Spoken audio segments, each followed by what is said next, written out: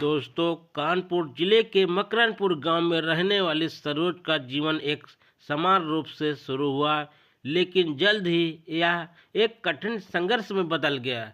सरोज एक विधवा महिला थी, जिसका पति विक्रम 2 साल पहले एक कार दुर्घटना में निधन हो गया था।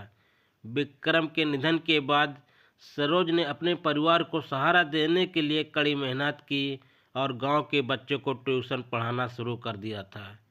उसके पास अपनी 70 एकड़ जमीन थी, लेकिन जीवन की कठिनाइयाँ उसे कभी भी परेशान नहीं कर पाई थी।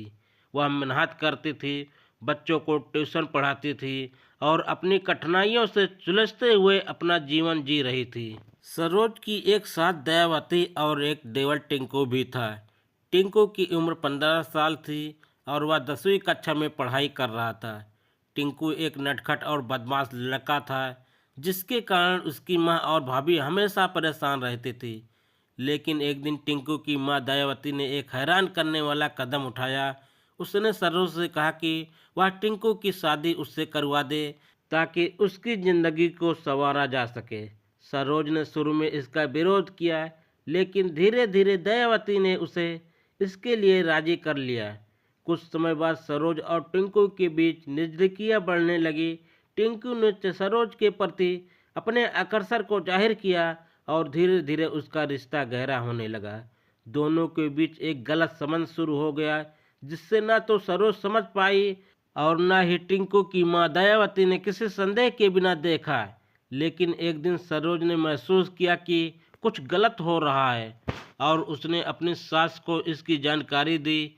हालांकि दयावती ने इसे मानने से इनकार कर दिया और इसे केवल सरोज की कल्पना बताई, लेकिन यह सच था और सरोज के जीवन में आने वाली समस्याएं अभी शुरू हो रही थी। इसी दौरान एक दिन जब सरोज अपने घर के कामों में व्यस्त थी, उसकी सास दयावती ने सरोज को एक तांत्रिक के पास जाने का प्रस्ताव दिया, ताकि वह यह पता कर सके उसके घर में भूत प्रेत का साया है।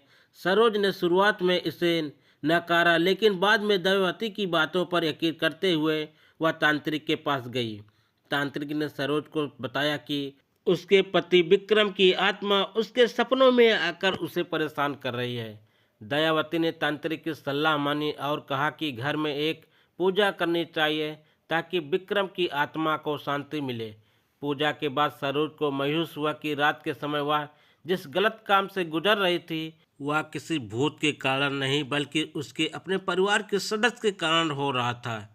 हालांकि सरोज को यह बात स्वीकार करने में समय लगा, लेकिन एक दिन उसने अपनी सास से कहा कि यह काम टिंकू ने किया है। जैसे ही सरोज ने यह आरोप लगाया, दयावती को विश्वास नहीं हुआ और उसने टिंकू से पूछताछ की। टिंकू ने इसका, लेकिन दयावती को यह समझ में आने लगा कि शायद उनके बेटे का ही हाथ है। इस सब में था, दयावती ने सरोज से यह बात मनाने के लिए कहा कि वह अपने बेटे को माफ़ कर दे, लेकिन सरोज ने इसे ठुकरा दिया। इसके बाद सरोज ने पुलिस को स्टेशन जाने का निर्णय लिया, लेकिन दयावती ने उसे रोका और कहा कि एक बार फिर से तांत्रिक से बात कर लें।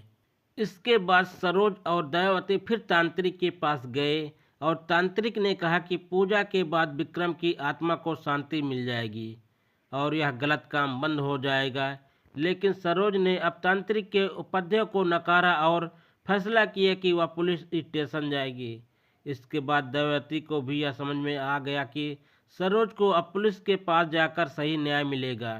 जब सरोज पुलिस स्टेशन पहुंची तो पुलिस ने तांत्रिक और अन्य गवाहों के बयान दर्ज किए। इस दौरान पुलिस ने सुरेश और पवन नामक 2 व्यक्तियों को गिरफ्तार किया, जो सरोज के घर में घुसकर उसके साथ गलत काम कर रहे थे। पुलिस ने इन दोनों के खिलाफ चार्जशीट दायर की और न्याय की प्रक्रिया शुरू की।